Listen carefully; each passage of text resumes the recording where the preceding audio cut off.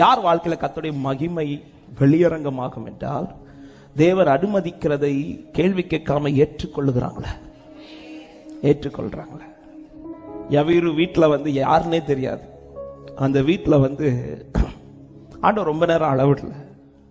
அந்த வீட்டில் அழுகை என்பது ஒரு சில மணி நேரம். ஆனா லாசரு யாருன்னு தெரியும். அந்த வீட்டு பழக்கம் உண்டு, பல முறை போயிருக்கிறார். இன்னும் சொல்லணும்னா லாசரு சிநேகிதன். மார்த்தாள் மரியாள் ஆண்டவர் ரொம்ப பிரியமானவங்க. அந்த வீட்டில் அழுகை என்பது ஒரு சில மணி நேரம் அல்ல, 4 நாட்கள். இப்பதான் நமக்கு தோணும் ரொம்ப பழகிட்டோமோன்னு.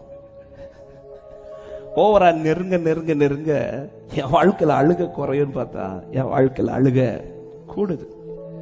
இயேசு கிறிஸ்து 4 நாள் தாண்டி வரும்போது மரியாள் போய் ஏன் இப்படி அனுமதிச்சீங்க அப்படி கேட்கல. என்ன கேட்கிறான்னா, ஆண்டவர் நீங்க இங்க இருந்திருந்தீங்கன்னா நல்லா இருந்திருக்குமே அப்படின்னு கேட்கிறேன்.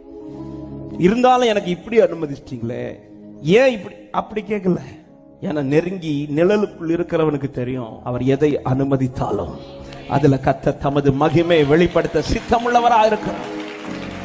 ஹல்லேலூயா. அவர் அறியாமலும் அவருக்கு தெரியாமலும் இதுவரை என் லைஃப்ல ஒண்ணு நடக்கல நம்புறவங்க மாட்டேன். வலது கரத்து அவர் அறியாமலும் அவருக்கு தெரியாமலும் என் லைஃப்ல ஒண்ணுமே நடக்கல, இனியும் நடக்காது.